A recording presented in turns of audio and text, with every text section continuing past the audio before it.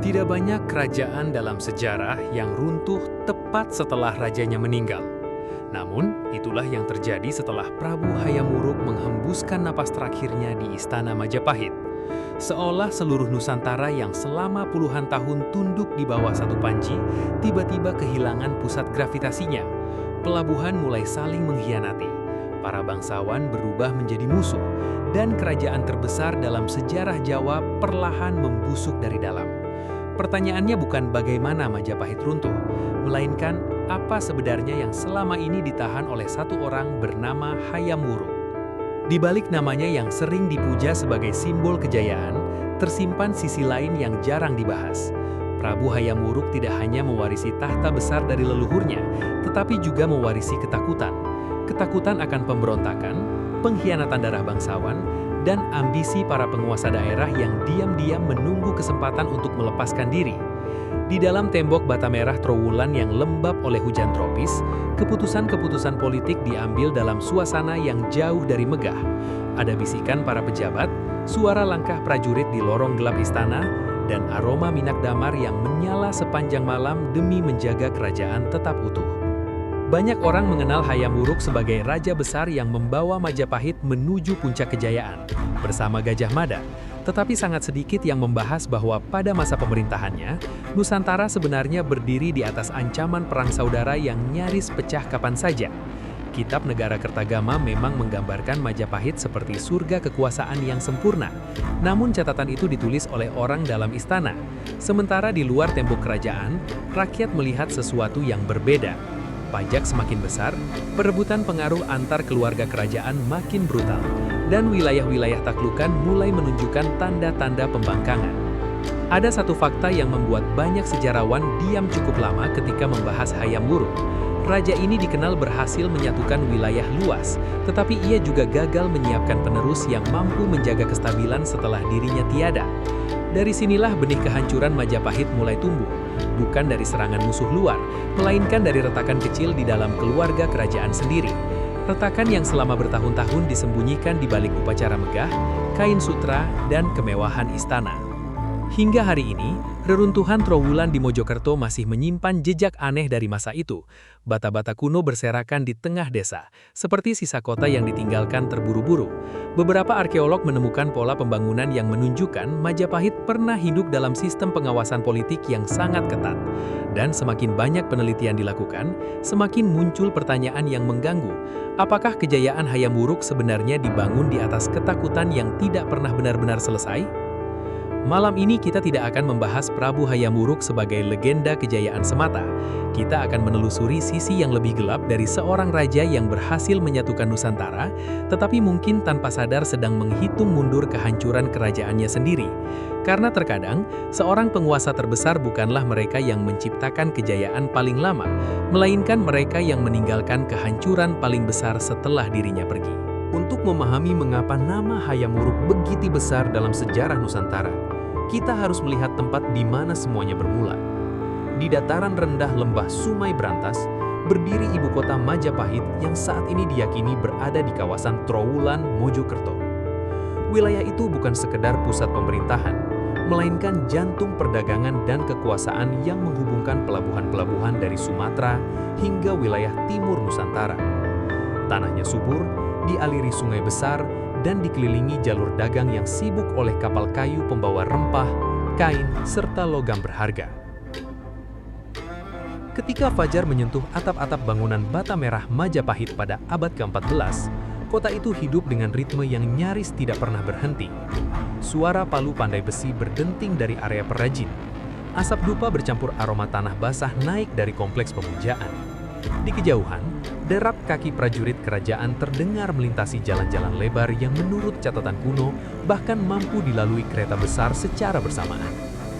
Majapahit bukan kerajaan kecil yang bertahan karena mitos, melainkan pusat kekuasaan nyata dengan sistem birokrasi yang sangat maju pada zamannya.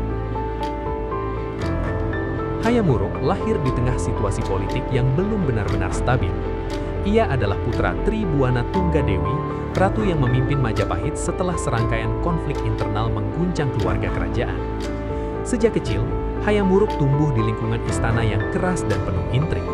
Ia melihat bagaimana perebutan pengaruh dapat mengubah saudara menjadi lawan, dan bagaimana kesetiaan para pejabat seringkali bergantung pada kekuatan politik yang sedang dominan.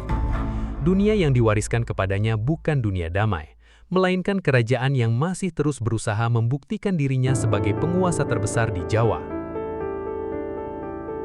Meski begitu, tidak dapat disangkal bahwa pada masa Hayam Wuruk, Majapahit mencapai kekuatan yang belum pernah terlihat sebelumnya di kawasan Asia Tenggara.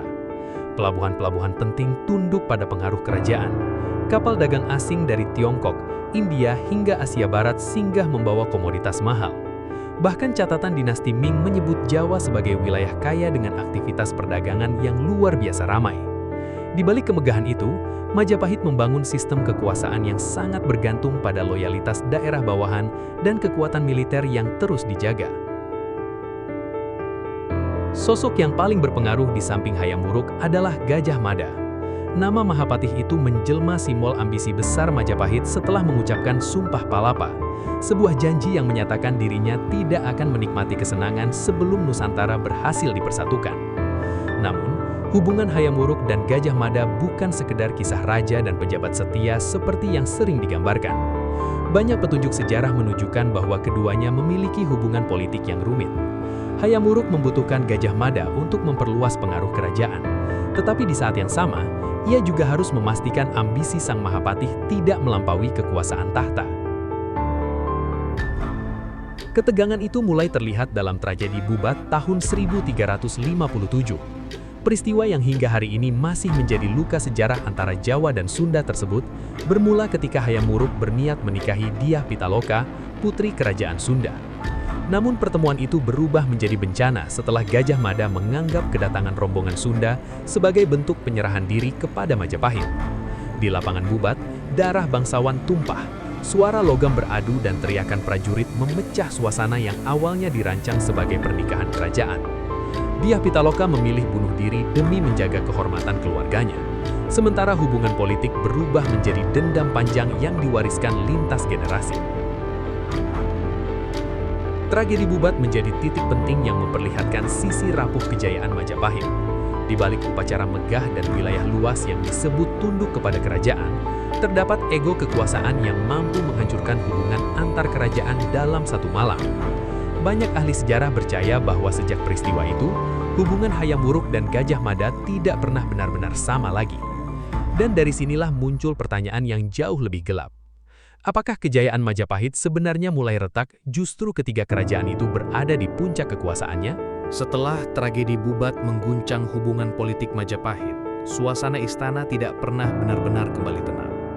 Di dalam balairung kerajaan yang diterangi obor minyak, para pejabat mulai berbicara dengan suara lebih pelan dan tatapan lebih berhati-hati.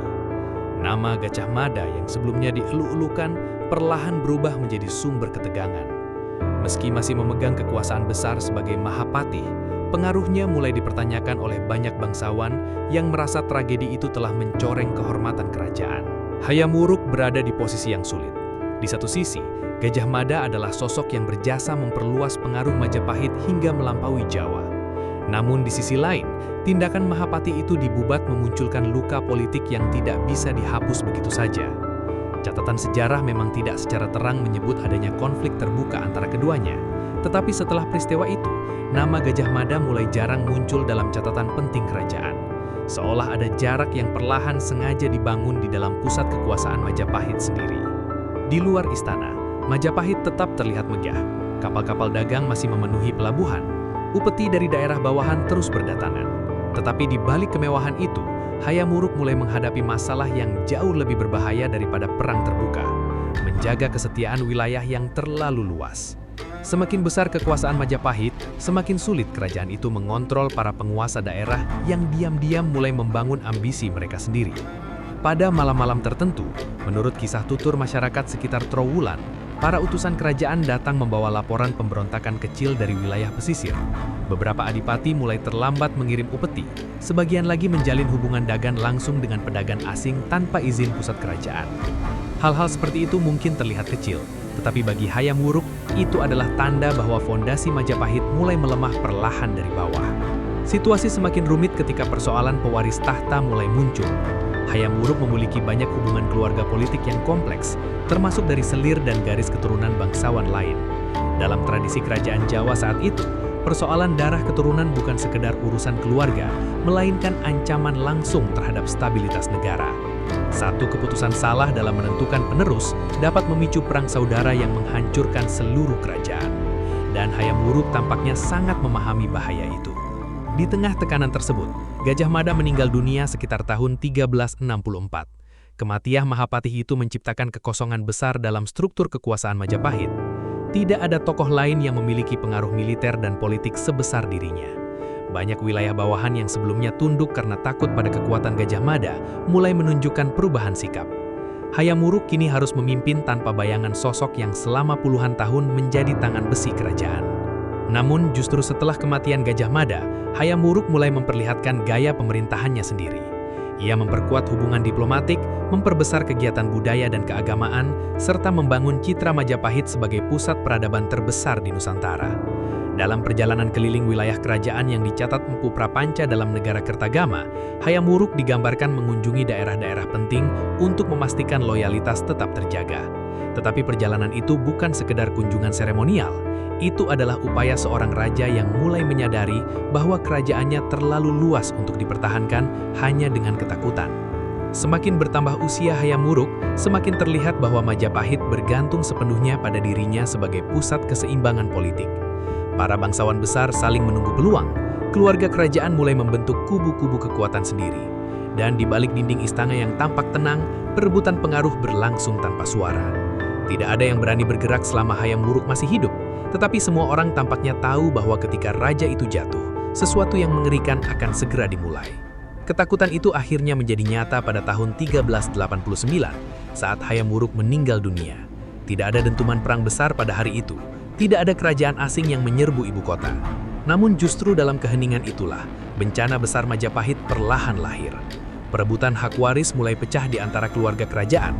Nama Wikramawardhana dan Bre Wirabumi muncul sebagai dua kekuatan besar yang saling mengklaim legitimasi tahta. Dan dari konflik itulah, Majapahit memasuki jalan panjang menuju perang saudara yang nantinya dikenal sebagai Perang Paregreg. Ironisnya, raja yang berhasil menyatukan wilayah luas Nusantara ternyata gagal menyatukan keluarganya sendiri. Semua kejayaan yang dibangun selama puluhan tahun mendadak menjadi rapuh ketika pusat kekuasaan kehilangan sosok yang selama ini menahannya tetap utuh. Sejak saat itu, Majapahit tidak lagi berjalan menuju kejayaan baru. Kerajaan itu sedang bergerak perlahan menuju kehancurannya sendiri. Setelah kematian Hayam Wuruk, Majapahit berubah menjadi kerajaan yang dipenuhi bayangan curiga. Lorong-lorong istana yang dulu sibuk oleh upacara kebesaran kini dipenuhi bisikan politik dan pertemuan rahasia antar kelompok bangsawan. Tidak ada lagi satu sosok yang cukup kuat untuk membuat seluruh keluarga kerajaan tunduk.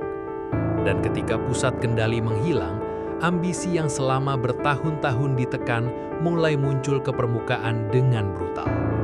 Konflik terbesar pecah antara Wikramawardhana dan Bre Wirabumi, dua tokoh yang sama-sama memiliki hubungan darah dengan keluarga Hayam Wuruk.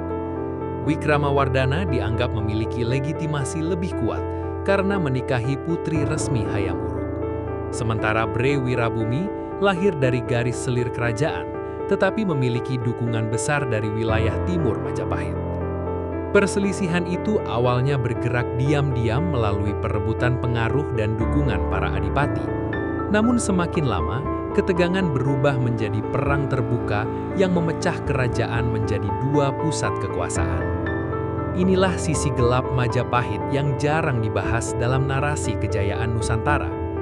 Banyak orang membayangkan keruntuhan kerajaan terjadi karena serangan bangsa asing. Padahal luka paling besar justru datang dari dalam darah keluarga kerajaan sendiri. Perang Paregreg bukan sekedar perebutan tahta, itu adalah perang saudara yang menghancurkan fondasi politik, ekonomi, dan psikologis Majapahit. Jalur perdagangan terganggu, wilayah bawahan mulai melepaskan kesetiaan, dan rakyat menjadi korban dari perebutan ambisi para elit istana. Menurut sejumlah catatan kuno, suasana ibu kota saat itu berubah mencekam. Prajurit berjaga di gerbang-gerbang bata merah sepanjang malam. utusan politik keluar masuk istana dengan wajah tegang. Bahkan beberapa daerah mulai membangun pertahanan sendiri karena tidak lagi yakin pusat kerajaan mampu melindungi mereka. Aroma asap kayu terbakar dan suara senjata menjadi bagian dari kehidupan sehari-hari di tengah kerajaan yang dulu dikenal sebagai pusat kemakmuran terbesar di Jawa. Salah satu detail yang jarang diangkat adalah bagaimana perang ini memperlihatkan rapuhnya sistem kekuasaan Majapahit sejak awal. Selama Hayam Wuruk hidup, konflik keluarga berhasil ditahan oleh wibawa pribadinya. Namun kerajaan ternyata tidak memiliki mekanisme kuat untuk menghadapi pergantian kekuasaan. Semua stabilitas bergantung pada satu orang. Ketika orang itu hilang, seluruh struktur mulai runtuh seperti bangunan tua yang keropos di bagian dalam. Dalam beberapa versi cerita rakyat Jawa Timur, masyarakat sekitar Trowulan percaya bahwa sebelum perang besar pecah, tanda-tanda buruk sudah mulai muncul di lingkungan istana. Ada kisah tentang suara gamelan yang terdengar sendiri pada malam hari, obor yang mendadak padam tanpa angin, hingga sumur istana yang airnya berubah keruh. Meski sulit dibuktikan secara sejarah, cerita-cerita semacam itu menunjukkan bagaimana masyarakat masa itu melihat keruntuhan Majapahit bukan hanya sebagai peristiwa politik, tetapi juga bencana spiritual yang mengerikan. Puncak konflik Paregreg terjadi ketika pasukan Wikramawardhana menyerang kekuatan Bre Wirabumi secara besar-besaran. Pertempuran berlangsung brutal, tidak ada lagi simbol persatuan Nusantara dalam perang itu. Yang tersisa hanyalah keluarga kerajaan yang saling membunuh demi mempertahankan legitimasi kekuasaan. Menurut para raton, Bre Wirabumi akhirnya tertangkap dan dibunuh. Kepalanya dipenggal sebagai tanda kemenangan politik yang kejam. Sejak saat itu, darah bangsawan Majapahit benar-benar membasahi jalan menuju kehancurannya sendiri. Meskipun Wikramawardhana berhasil menang, kemenangan itu tidak pernah benar-benar menyelamatkan Majapahit. Perang saudara telah menghabiskan terlalu banyak tenaga, kepercayaan, dan loyalitas daerah bawahan. Banyak wilayah mulai memilih berdiri sendiri atau membangun kekuatan baru di luar pengaruh pusat kerajaan. Pelabuhan-pelabuhan penting yang dulu tunduk mulai lebih sibuk mengurus kepentingan dagang mereka sendiri dibanding memikirkan kejayaan Majapahit. Dari sinilah muncul ironi terbesar dalam kisah Hayam Wuruk. Raja yang berhasil membawa Majapahit ke puncak kekuasaan ternyata tanpa sadar meninggalkan bom waktu yang meledak tepat setelah dirinya mati. Semua kemegahan yang dibangun bersama Gajah Mada ternyata tidak cukup kuat untuk bertahan menghadapi perebutan darah keluarga sendiri. Dan mungkin inilah alasan mengapa reruntuhan Majapahit hari ini terasa begitu sunyi. Karena yang tersisa bukan hanya bekas kerajaan besar, tetapi juga jejak pengkhianatan dan ambisi yang menghancurkan semuanya dari dalam. Hari ini, jejak kejayaan dan kehancuran Majapahit masih dapat ditemukan di Trowulan, Mojokerto. Di tengah permukiman warga dan hamparan sawah yang tenang, berdiri reruntuhan bata merah yang menjadi saksi bisu masa pemerintahan Hayam Wuruk. Gapura Wiringin Lawang menjulang sendirian di bawah langit panas Jawa Timur.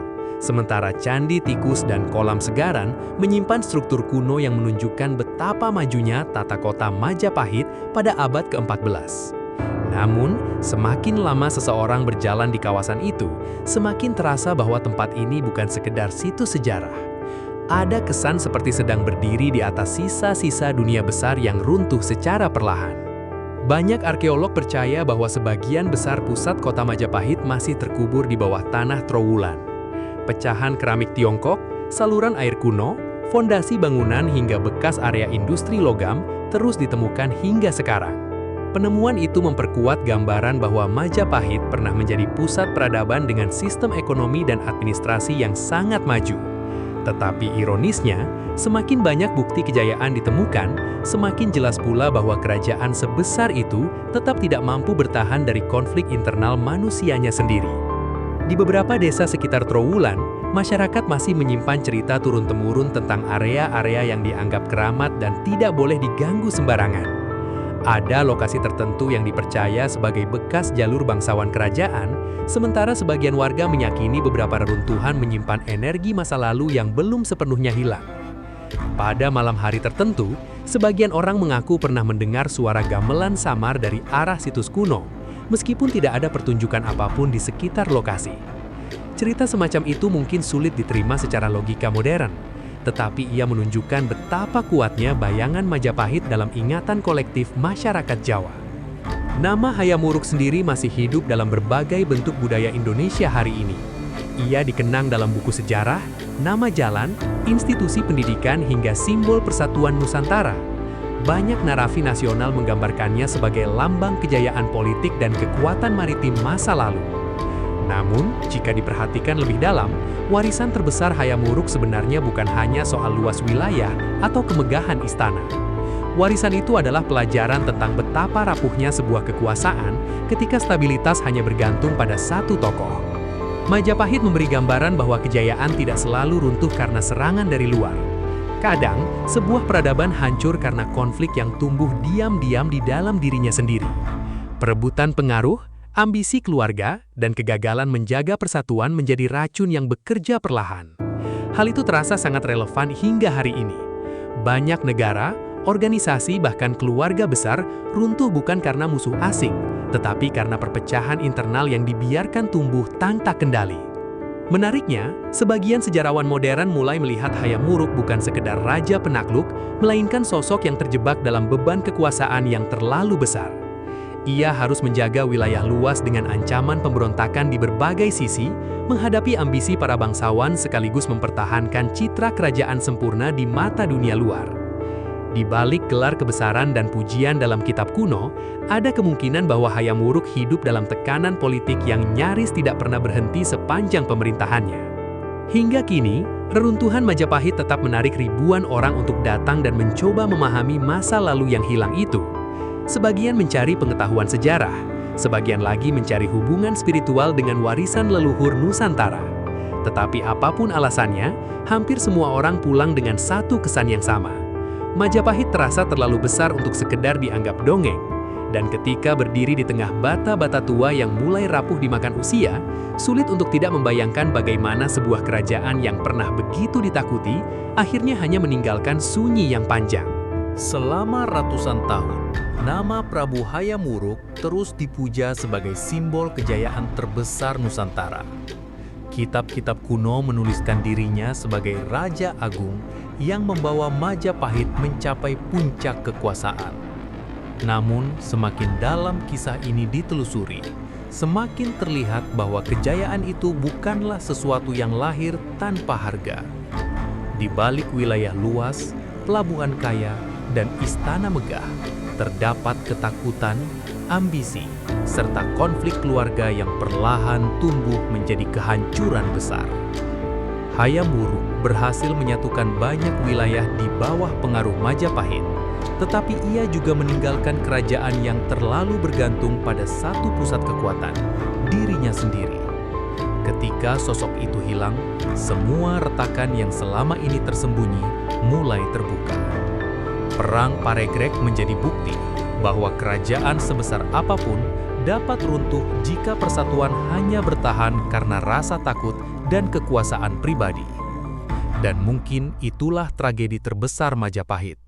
Kerajaan ini tidak kalah oleh musuh luar, tetapi kalah oleh luka yang tumbuh dari dalam istananya sendiri. Hingga hari ini, bata-bata merah Trowulan masih berdiri diam di bawah hujan dan panas Jawa Timur. Tidak ada lagi suara pasukan kerajaan. Tidak ada lagi utusan dari negeri-negeri jauh yang membawa upeti ke balairung istana.